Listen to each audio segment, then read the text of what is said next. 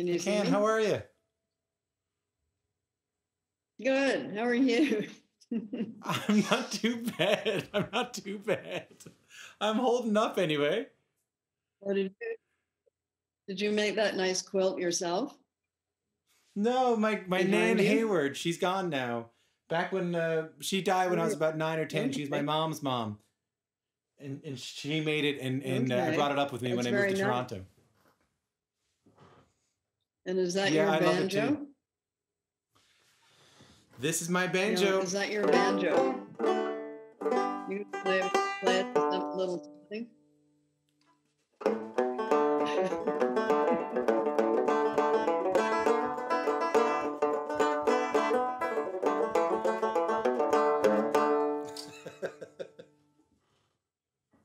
Very It's good. called the Cherokee Right. Shuffle. There you go. um, Yes, my uncle played the I think banjo. he played the four star. He played like the bluegrass banjo or like the Irish banjo, whatever that was. I'd say he played the Nova Scotian, Southern Nova Scotian banjo. Oh yeah, all this kind of. Yeah.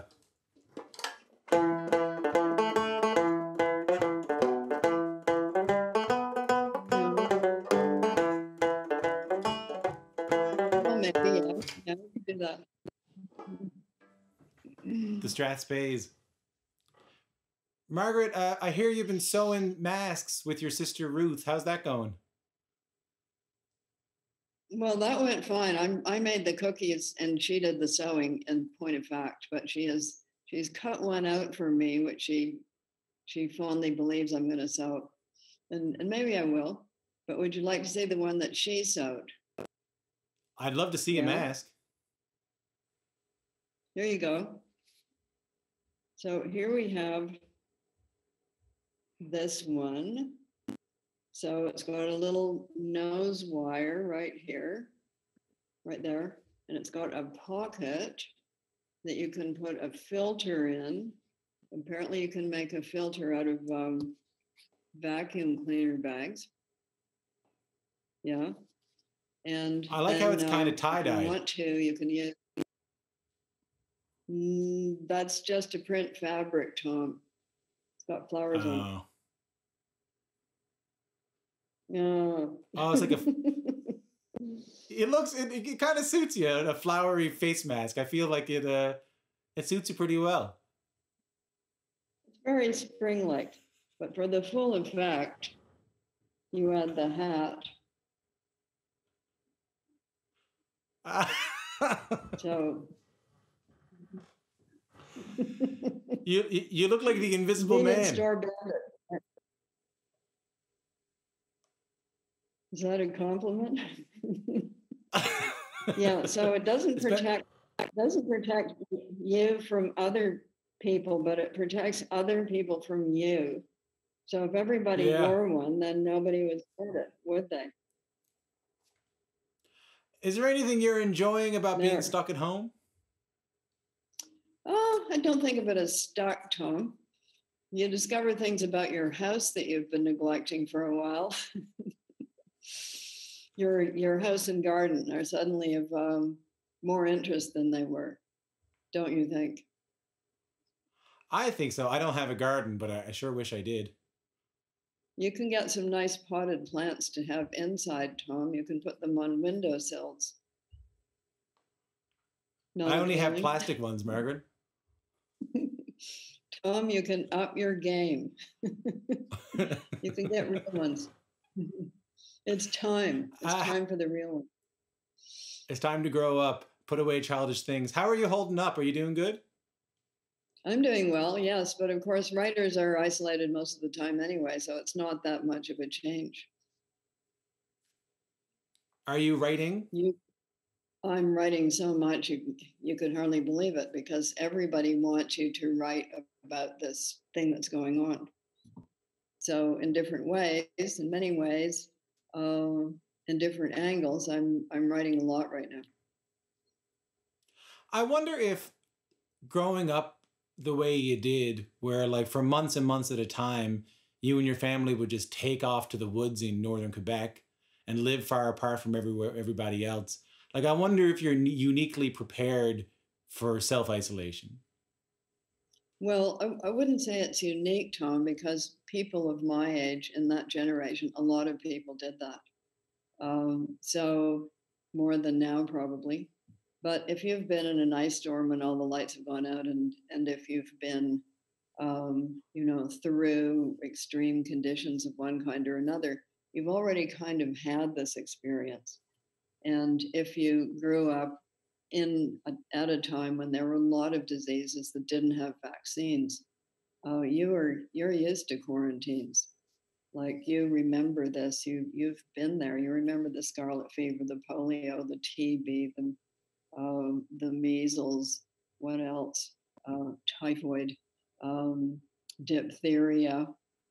Those kill people. So it's not that unfamiliar. But for younger people who have never experienced this, it must seem like the end of the world or something.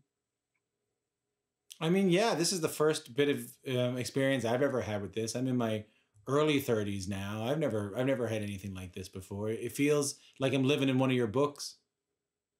Well, you're lucky or not because things are worse in my books, Tom.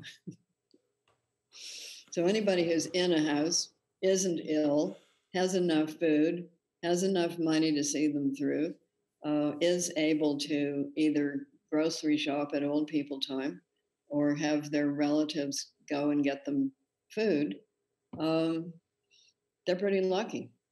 They're not dying of COVID-19, and they have lots to amuse them if you think of it, compared to what people used to have.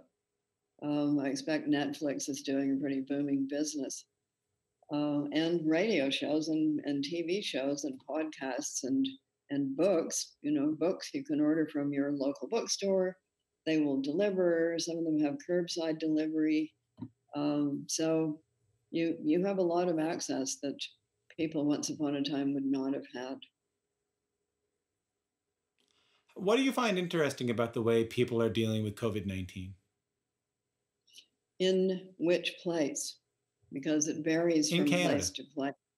I think in Canada we haven't done really. You're not supposed to say we've done terrific because that's not Canadian. We haven't done too badly, Tom. How about that? Relatively speaking, we have not done too badly.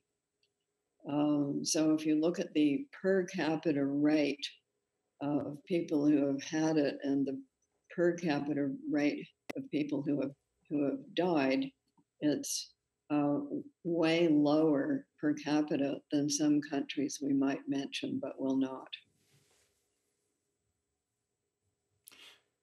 What do you find interesting about the way that Canadians are responding to this? Um, that's quite a wide range of people, Tom. But I think on the whole, they're responding quite well. They're donating masks. They're donating to um, online things that are raising money for medical supplies. They're sewing their own masks. I think they're doing quite a bit of hand sanitizing. They're not having toilet paper riots the way some countries have had. So all in all, I think they're being quite aware.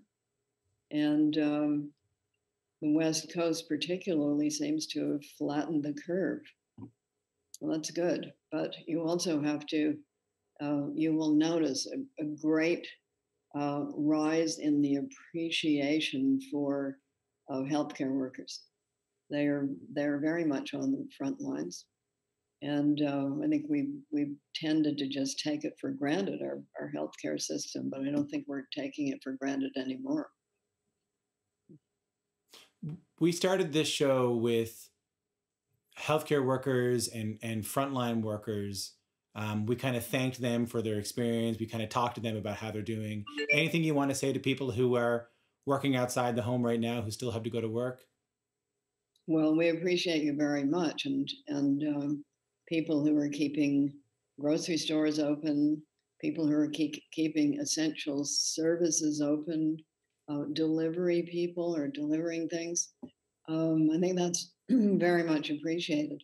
There are some professions in which you don't go into people's homes anyway. So they can continue to work.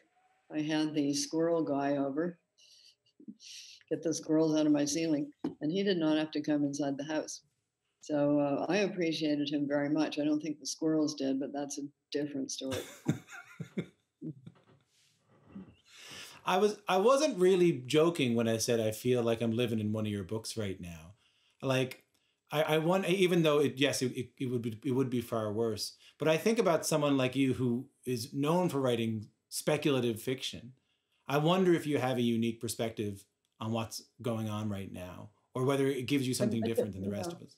I don't think it's unique, Tom. It's probably just about the same as everybody else's. So I don't think writers have some kind of special, unique thing that only they have. I think it's living through possible scenarios, which we all do a lot in our heads anyway. So yes, but I'm not the first person on the face of the planet who has thought about pandemic plagues. And pandemic plagues go way, way, way, way back in history. There's some of them in the Bible, just for instance. And if you read ancient Greek history, there were numerous ones, Roman as well. And in medieval times, of course, you had the well-known Great Mortality or Black Death, which killed half of the people in Europe, not to mention the wipeout of indigenous communities that happened when European diseases came over with Columbus and those who followed. They had no immunity. So what we're looking at right now is a new thing to which nobody has any immunity. It's not the rate of death isn't as high as it was for instance, smallpox or the Black Death, but it can kill you. What I find interesting about that is I think one of the mistakes people make when they talk to you about The Handmaid's Tale is they say to you, how did you come up with this? How did you imagine that these things were going to happen? And you almost always respond in a similar way, which is that I'm really only ever writing about things that have happened and could happen again. Right. And it comes to mind because to me, it seems like this thing is unimaginable to be happening in such a time of modern technology. I mean, for God's sake, it's 2020. This couldn't possibly happen. But what you're saying is that these things tend to repeat. Well, why is that with pandemic plagues? Because viruses and microbes can evolve way faster than you can. So, and human beings, by the way, are not the only species to suffer from such things. Frogs are having a pretty bad time right now, and so are bats because of these very infectious diseases that they can catch. So we're not alone on the planet in having such things. And they've happened before quite a lot because something comes along. It's different from anything we've had before, so we have no immunity to it, either acquired immunity, which you get by having had it and having survived, or inherited immunity, which you get from having it wipe out everybody that is very susceptible to it, and those who survive pass on their survived genes to their offspring, which is what happened with the Black Death over centuries. So we don't have either kind of immunity, and scientists are working very, very, very hard, but it takes time because first of all, you have to figure out what it is, how it works, and then you have to figure out how to foil it, how to make it so that its trick for getting into your cells is blocked. So the soap and water thing, yeah. Did your parents ever talk to you about? No, please continue. Yeah, soap and water. Soap and water works because soap causes the little shell that encloses the components of the virus to dissolve. So that's why it works. Your granny was right. Wash your hands. Did your parents ever talk to you about the Spanish flu? What it was like to live through that? Oh, yes. My mom's entire family had it in 1919. Her dad was a country doctor in Nova Scotia. And she said the whole family had it, 5 kids, 2 parents. And I said, well, who took care of you? And she said, our father did, even though he had it himself. So they all survived. But a lot of it's luck, Tom, you know. You who survives, who gets it even. A lot of it is just dumb luck. Yeah, so it was pretty bad, but it was particularly bad because it was just after the war. So a lot of people's immune systems were down. So many people susceptible because their bodies didn't have the wherewithal to fight the disease. I feel very fortunate for a lot of things. I feel really fortunate that, you know, I can talk to people over a video camera like this, that I can read, that I can watch Netflix, that I have soap, that I have water, that I have all these things that not only do people not have back then, but some people around the world don't even have right now.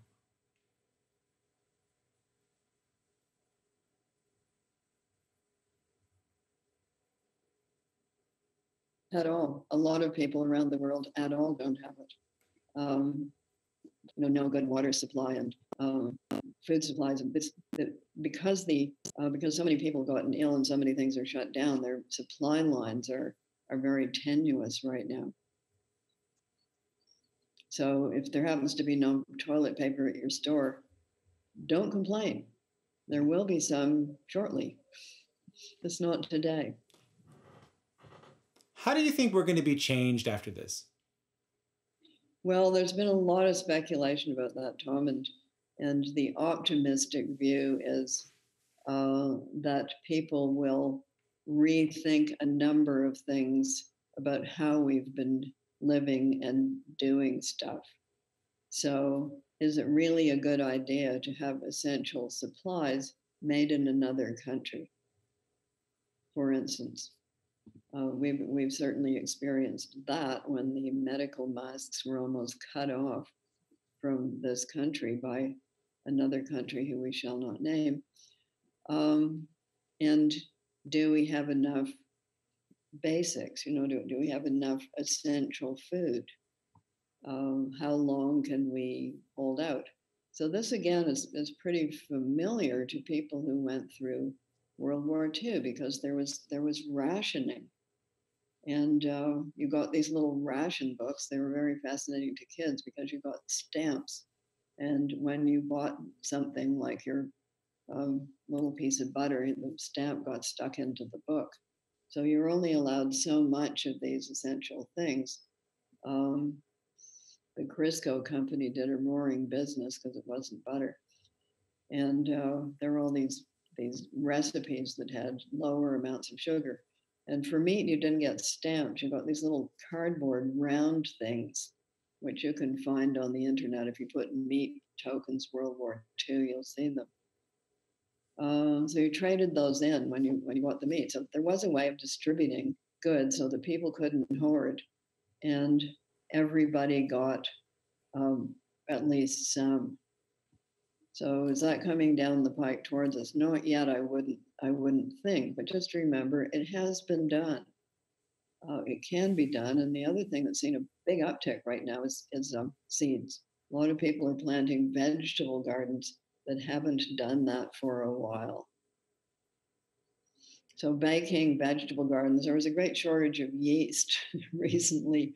I happen to have got my hands on some, but people couldn't find it in the stores. And I got some too. I learned to bake bread. You learned to bake bread. How did it come out? I wouldn't Good? eat it, but it was pretty good. You wouldn't eat it? Why? No. What did It what was did a you bit do it with was a it, bit Tom? raw in the middle. It was a little bit raw Oh, in the was middle. it? Okay. So here's the trick, Tom, which your granny should have taught you.